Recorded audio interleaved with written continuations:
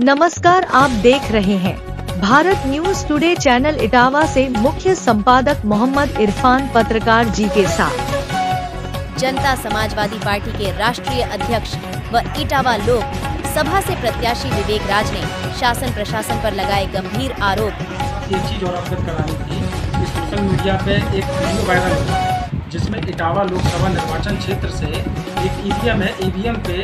कोई अज्ञात व्यक्ति उस ईवीएम को दबा रहा है जिसमें कि वोट आपका साइकिल में दिखा रहा है। उसका पूरा का पूरा वीडियो बनाया गया, ईवीएम संख्या भी दिखाई गई। तो कहीं ना कहीं वहाँ का पीठासीन किस स्थिति में रहा होगा कि कोई जाके उस वीडियो को भी बना रहा है, और जबकि ये नियम नहीं है कि कहीं पे मोबाइल ले जा सके। तो क्यों इस बात को क्यों ना माना जाए कि प्रशासन की लापरवाही और सामान्य प्रेक्षक को भी इसकी जानकारी नहीं, या पीठासीन भी सब मिली भगत के कारण ये काम कर रहे हैं। एक जगह देखने को मिलता है कि जो हमारे कार्यकर्ता हैं कहीं वोट के लिए गए तो उनकी ओर से शिकायतें आई कि हमें वोट डालने से रोका गया, लेकिन जो एविडेंस है वो वर्तमान में एविडेंस हम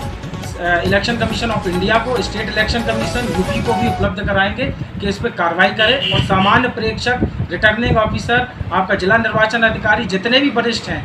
इन सब के विरुद्ध हम लोग माननीय उच्च न्यायालय दिल्ली एवं सर्वोच्च न्यायालय में भी भविष्य में इनके ऊपर हम बात दायर करेंगे कि हमारे साथ इस प्रकार का जो कृत्य किया गया, कि हमारे चिन्ह को छोटा किया गया, तो कहीं ना कहीं लापरवाही दिखाता है प्रशासन की और एक पक्ष को मजबूत करना दिखाता है। तो मुझे ये लगता है कि आने वाले समय में आपके चैनल के माध्यम से ये इटावा लोकसभा की जनता को अवगत होगा, जानकारी होगी कि यहाँ पे वर्तमान स्थिति भी ऐसी बनी कि वर्तमान सत्ताधारी जो पक्ष है वो इतना मजबूत, इतना हावी हो गया कि सामने वाले प्रत्याशियों के साथ में मतलब लोकतंत्र पूरा समाप्त कर दिया।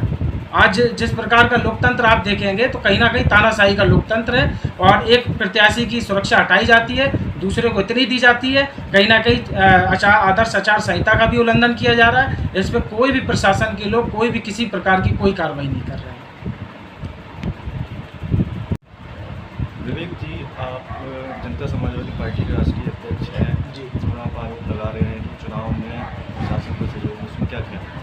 देखिए, सबसे बड़ी बात यह है कि प्रशासन ने पूरे तरीके से कोई सहयोग नहीं किया। चाहे आप देखें कि पर्चा जब नामांकन हो रहा था, नामांकन में भी कई प्रकार की त्रुटियां पाई गई, उसको हम लोगों ने पूरा का पूरा फाइनल किया। ठीक है, एक चीज़ ये हो सकती है। उसके साथ बाद में पता चलता है कि जो वर्तमान में जो सत्ताधारी पक्ष रहा पूरा का पूरा पर्चा खारिज कराने पर तुला रहा, क्योंकि वो भी ये जान रहे हैं कि जनता समाजवादी पार्टी का जो नेतृत्व है एक बड़े पैमाने पर लोकसभा से अपना एक लोगों का रुझान लेकर मत अत्यधिक प्राप्त कर सकता है। उसके बाद हुआ ये कि जब नामांकन हो जाता है तो गाइडलाइन ऑफ इलेक्शन कमीशन, तो उनकी जो निर्देश हैं उसके हिसाब से हम लोगों को सुरक्षा मुहैया करानी चाहिए थी, चाहे वो प्रत्याशियों की ओर से हो, चाहे पार्टी के अध्यक्ष से हो। तो जाके जब ना करा के 29/4 से लेके हम लोगों को जो सुरक्षा उपलब्ध कराई गई वो 3/5 से कराई गई, जिसमें कि एक हमें सुरक्षा कर्मी उपलब्ध कराया गया। जबकि नियम ये कहता है कि पूर्व में भी यही रहा, ऑल ओवर इंडिया में रहा, कि लोकसभा प्रत्याशी के साथ 2 गणक सदैव रहे। तो कहीं ना कहीं ये प्रशासन की लापरवाही रही, जिसमें कि उनके साथ प्रार्थना पत्र के माध्यम से आरोप लिखित प्रार्थना पत्र दिया,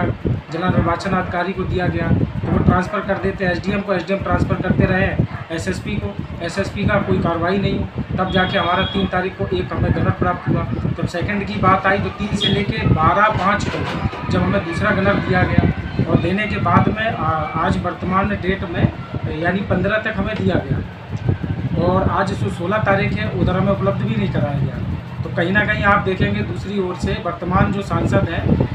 रामशंकर कटेरिया, उनके साथ पूरा का पूरा फोर्स चल रहा है, पूरा का पूरा कोई भी नियमों का पालन नहीं किया जा रहा है। उसी के साथ में समाजवादी पार्टी के प्रत्याशी के साथ में दोनों गणक वर्तमान में भी उपलब्ध हैं। तो कहीं ना कहीं ये प्रशासन का जो भेदभाव है वो वर्तमान में दिखता रहा। हम लोग भी ये चाहते रहे कि कम से कम जो सुरक्षा जो निर्देशों के अनुसार उपलब्ध कराई जानी थी वो भी प्रशासन अपनी लापरवाही दिखा रहा है। साथ में एक चीज़ ये भी रही है कि पार्टी के अध्यक्ष के नाते भी भाई प्रत्याशियों की आप समाप्त कर रहे हैं तो किसी पार्टी की, विशेष पार्टी का आप क्यों कर रहे हैं? हमारी क्यों सुरक्षा से पुलिसकर्मियों को हटा रहे हैं? अन्य आपके राजनीतिक दल हैं उनके प्रत्याशियों से भी हटाना चाहिए, जो कि नहीं हटाएंगे। अब इनकी सबसे बड़ी गड़बड़ी आप देखें, जो 13 तारीख को जो मतदान हुआ, मतदान में भी आप देखें कि प्रशिक्षण में इन्होंने सारे के सारे सिंबल सबके बराबर दिखाए, साइकिल भी दिखाया, फूल भी दिखाया, है ना, हाथी भी दिखाया, और हमारा जो सिंबल था पानी का जहाज उसे भी बड़ा दिखाया। लेकिन जब जिस दिन मतदान हुआ तो उस दिन आप देखेंगे कि इलेक्शन कमीशन के जो नियम निर्देशों को तार तार करते हुए इटावा का प्रशासन, सामान्य प्रेक्षक और जो व्यय प्रेक्षक या उनकी पूरी टीम समझ लीजिए, कहीं ना कहीं सत्ताधारी पक्ष के दबाव में काम करते रहे, और हमारे चुनाव सिंबल पानी के जहाज को इतना छोटा किया गया कि जिससे कोई भी हमारा मतदाता देखने पर वोट डालने की स्थिति में भी नहीं रहा, वो भी भ्रमित रहा। तो कहीं ना कहीं ये प्रशासन की एक लापरवाही और सत्ता पक्ष को मजबूत करने के लिए भी एक